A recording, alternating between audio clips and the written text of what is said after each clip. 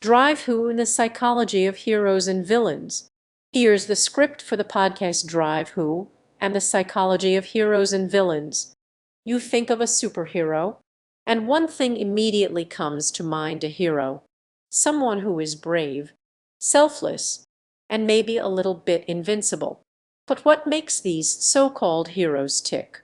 Why do people root for them? Let's travel through time and space with Doctor Who and explore the psychological phenomenon that makes heroes and villains so fascinating. From the Time Lord himself, to the Daleks, to the Master, the Universe is a treasure trove of complex characters that add depth and richness to our understanding of heroism and villainy. But it's not just about the characters themselves. It's about how we as viewers engage with them and what that says about our own values and desires. The hero archetype is a powerful one. It speaks to our deepest desires for safety, security, and meaning.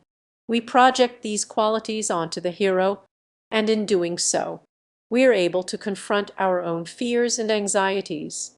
Take, for example, the character of the Doctor himself. He's a hero who's not just brave, but also vulnerable.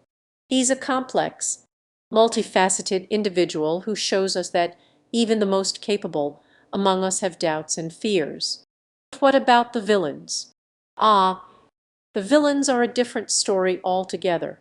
They're often one-dimensional, purely evil beings who serve only to provide a foil to our beloved heroes. Or are they?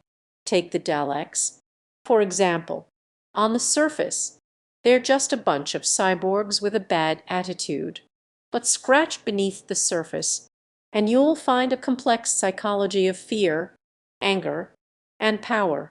They're driven by a twisted sense of self-preservation and a desire to impose order on a chaotic universe. And then, of course, there's the Master, a rival Time Lord who's also a master of manipulation. He's a perfect example of the charisma and intelligence that can make a villain. He's a hero of a different sort, driven by a desire for power and control. But what makes him truly compelling is his capacity for vulnerability and his willingness to push himself to the limits of morality. So why do we respond to these characters? Why do we root for the hero and fear the villain? It's because they tap into our own desires, fears, and anxieties. We see ourselves in them, and through them, we are able to confront our own limitations and frailties. In the Universe, the Doctor and his enemies remind us that even in a world that's often dark and scary, there's always hope, always a chance to make a difference, and to become the hero we've always wanted to be. Doctor's famous line, "The way I see it, every life is a pile of good things and bad things. The good things don't always soften the bad things, but vice versa. The bad things don't necessarily spoil the good things or make them unimportant," is more than just a catchy phrase.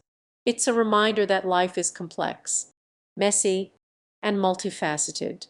And that's exactly what makes Doctor Who so great. It's a show about heroes and villains who are human, in all their complex glory.